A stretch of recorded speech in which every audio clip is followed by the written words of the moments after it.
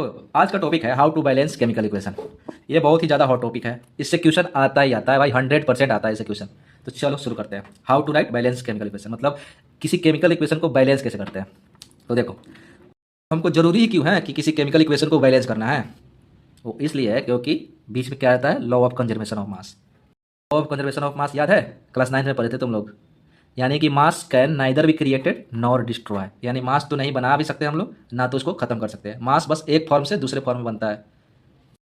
तो ये हम लोग बैलेंस इसलिए करते हैं क्योंकि जो टोटल मास एलिमेंट का जो प्रोडक्ट साइड में होता है ना, वहीं टोटल मास हमको रिएक्टेंट साइड में भी दर्शाना होता है।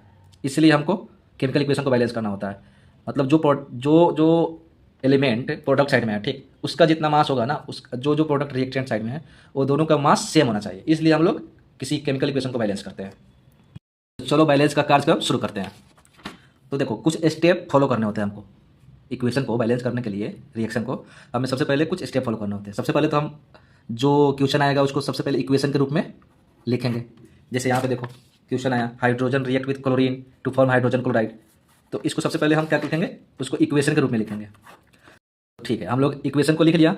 उसके बाद क्या करेंगे कि हम लोग उस मॉलिक्यूल को खोजेंगे जिसके पास ज़्यादा नंबर ऑफ एटम है। देखो पहले समझ लो, उसके बाद हम लोग ये क्वेश्चन है ना, इतना सारा क्वेश्चन लेके आए हुए हैं, सारा क्वेश्चन करेंगे तो खुद समझ में आ जाएगा। ठीक, तो स्टेप तो पहले देख लो क्या है कि सबसे पहले हम उस मॉलिक्यूल को खोजेंगे जिसके पास ज़्यादा नंबर ऑफ एटम है। और वो मॉलिक्यूल रिएक्टेंट साइड भी हो सकता है या फिर प्रोडक्ट साइड भी हो सकता है, कहीं भी हो सकता है। उस पर्टिकुलर मॉलिक्यूल को हमको खोजना है जिसके पास ज़्यादा एटम है। ठीक, उसके बाद अगर वो मिल गया हमको, तो मिलेगा ही, उसको हम लोग ऐसे सर्कल करेंगे। ठीक, मतलब ऐसे घेर देंगे उसको, और उसके बाद हम लोग बैलेंस का कार्यक्रम स्टार्ट करेंगे। तो चलो कुछ एग्जाम्पल लेकर आए हुए हैं, इसको करते हैं। तो देखो पहले, ये तो हार्ड है, पहले ये दोनों, इसको लास्ट में करते हैं, पहले इसको करते हैं। ठीक, क्वेश्चन 3 क्या बोल रहा है, आयरन रिएक्ट विथ वाटर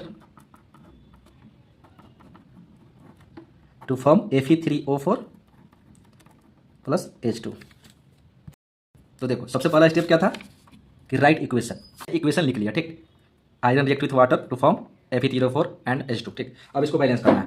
तो हमको क्या खोजना था, सबसे पहले खोजना था कि वो ऐसा मॉलिक्यूल खोजना है हमको जिसके पास सबसे ज़्यादा नंबर ऑफ एटम्स हो। ठीक, तो देखो इसमें सबसे ज़्यादा एटम किस मॉलिक्यूल के पास है, ये मॉलिक्यूल है, ये मॉलिक्यूल है, ये मॉलिक्यूल है, ये एटम है। तो देखो इसके पास सबसे ज़्यादा मॉलिक्यूल है। कितना मॉलिक्यूल है इसमें, देखो 3 Fe है और 4 ऑक्सीजन है, तो 7 को इसमें क्या है, एटम है। तो इसको हम लोग क्या कर लेंगे, नेक्स्ट स्टेप में सर्कल कर लेंगे, इसको सर्कल दैट मॉलिक्यूल। अब हम लोग बैलेंस करेंगे। ठीक, अब इसी के अकॉर्डिंग सारा काम होगा, जो भी होगा इसके अकॉर्डिंग होगा, इसको कुछ छेड़छाड़ नहीं करना है।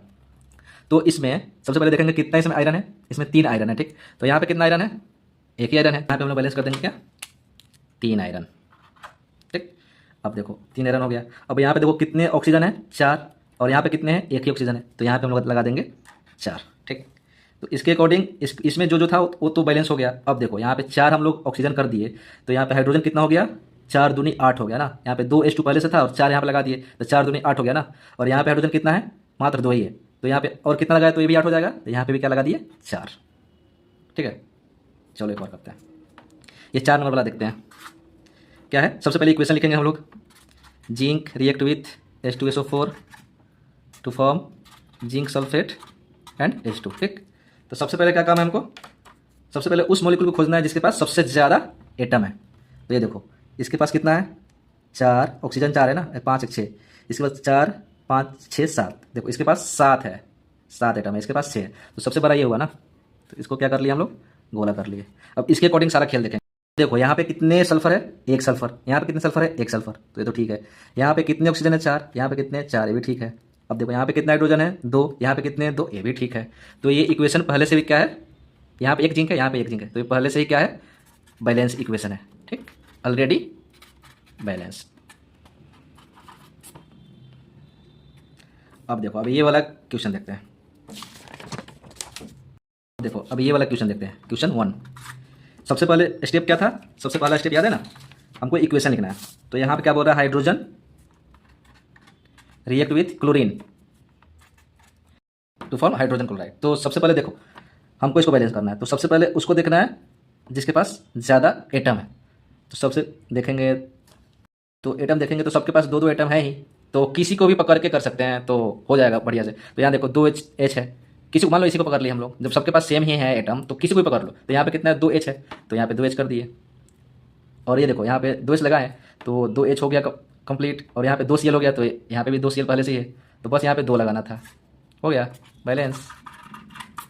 अब देखो question number 2।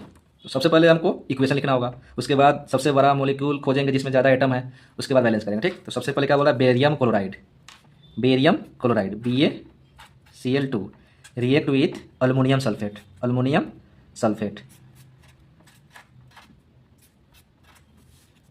To form barium sulphate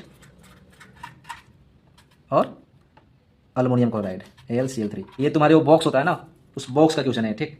तो देखो करते हैं इसको। तो सबसे पहले क्या खोजेंगे इसमें, जिसके पास ज़्यादा एटम है।